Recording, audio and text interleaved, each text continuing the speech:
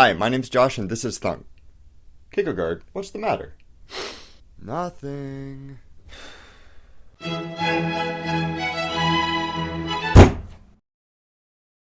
Episode 42. As Douglas Adams fans are no doubt aware, this is a number of cosmic significance. So to celebrate reaching this milestone, I'm going to talk about the answer to the ultimate question, the meaning of life, the universe, and everything. There's a whole constellation of philosophical labels that point in the general direction of what I think is the best answer that we have to those questions. Existentialism, nihilism, absurdism, deconstruction, all sorts of authors and philosophers have used terms like these to write different things about this single general idea. It's a pretty simple thing to understand, but really hard to truly come to terms with. It's going to get pretty dark, but I promise there's a light at the end of the tunnel that will leave you feeling slightly powerless, but also infinitely powerful. Are you still on board? Alright, here we go. Let's begin with the end. Mortality is part and parcel of being human, sort of the ultimate buzzkill to even the greatest party. We're all going to die someday, and that has made several people very upset. Presented with this fact, many decide or are told by others that the meaning of life is to make a difference, to change the world in some way such that even after they die, their legacy will live on. But, realistically, the things that you and I do probably aren't going to matter very much after we die, especially not if you consider the bigger picture. No, bigger than that. No, bigger still. Bigger. Yes. It's tough to feel super accomplished when you realize that, with the exception of a couple of satellites and maybe a sun-bleached flag, the sum total of all human history and endeavor has all occurred on this tiny spit of rock in space. And even barring a man-made apocalypse or a rogue asteroid smashing into Earth and erasing that tiny legacy forever, literally nothing lasts forever. Cosmologists have tons of theories for the ultimate fate of the universe, ranging from the Big Crunch to a catastrophic vacuum metastability event. They may disagree about what's going to happen, but as you might be able to guess from the names, the general consensus is there isn't going to be anything recognizable left. Even if there were some sort of afterlife after the universe ends, the question still remains pretty much the same.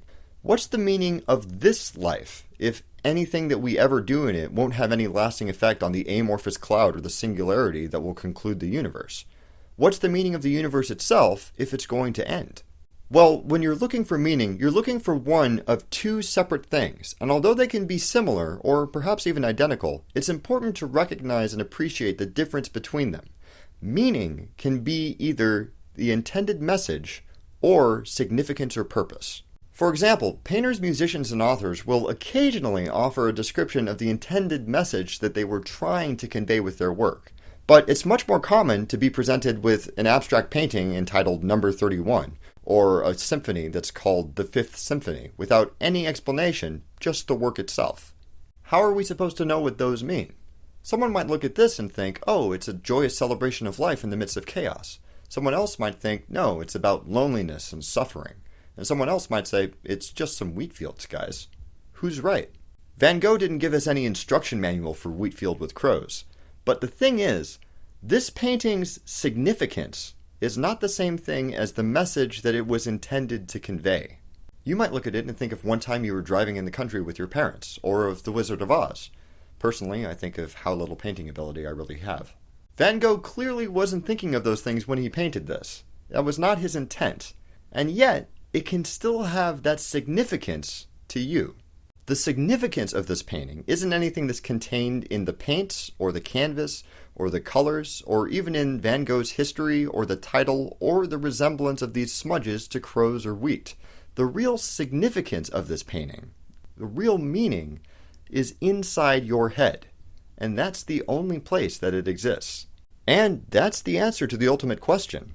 Meaning, all meaning, the meaning of our lives, the meaning of the universe, the meaning of anything, doesn't exist outside of our heads. There is no objective external significance for anything. To say that that idea is a tough thing to swallow is like saying that a bowling ball is a tough thing to swallow. But as far as we can tell, it's true. The universe doesn't function in any way that acknowledges meaning. Like, if there was a fire in a museum, it wouldn't spare the masterpieces. The little pamphlets in the lobby would burn just as readily as the Mona Lisa, or the Constitution, or a Bible, or Da Vinci's notebooks. That can be exceptionally difficult to come to grips with, especially for people like me who were taught to look outside of ourselves to discover meaning. There's none out there. But here's the light at the end of the tunnel that I promised you. You don't live out there. You live in here. Just like mortality is part and parcel of being human, so is experiencing the world subjectively. We value objectivity and we can probably access it to some extent, but what's good, what's bad, what's delicious, what's funny, all of that ends at the boundary of your skull. Wanting the world to heed the meaning that we assign to it is really just our vanity. We want our opinions to be universal facts. We want the things that are important to us to be important to everybody everywhere. We want the world to just stop spinning in space if we're heartbroken or overjoyed and acknowledge how we feel. That isn't going to happen. But you don't have to view yourself and your place in the cosmos as though you were some alien observer looking on from space. You can't. You have to view everything as yourself. And for you, the smallest change in your perception or mentality is effectively a change to the way that you experience the whole universe, and as such is a change to that universe itself. Meaning doesn't exist anywhere in the universe but in your head. That's the only meaning that exists anywhere, and that makes it really precious. Just like that Van Gogh painting, you are the sole author and arbiter of the meaning of your universe and your life and anything else. You get to decide what it all means. It's a literally awesome responsibility and a literally awesome opportunity. And that's pretty awesome. What does life mean to you? What does thunk mean to you? Please leave a comment below and let me know what you think. Thank you very much for watching. It means a lot to me. Don't forget to blah blah subscribe, blah share, and I'll see you next week.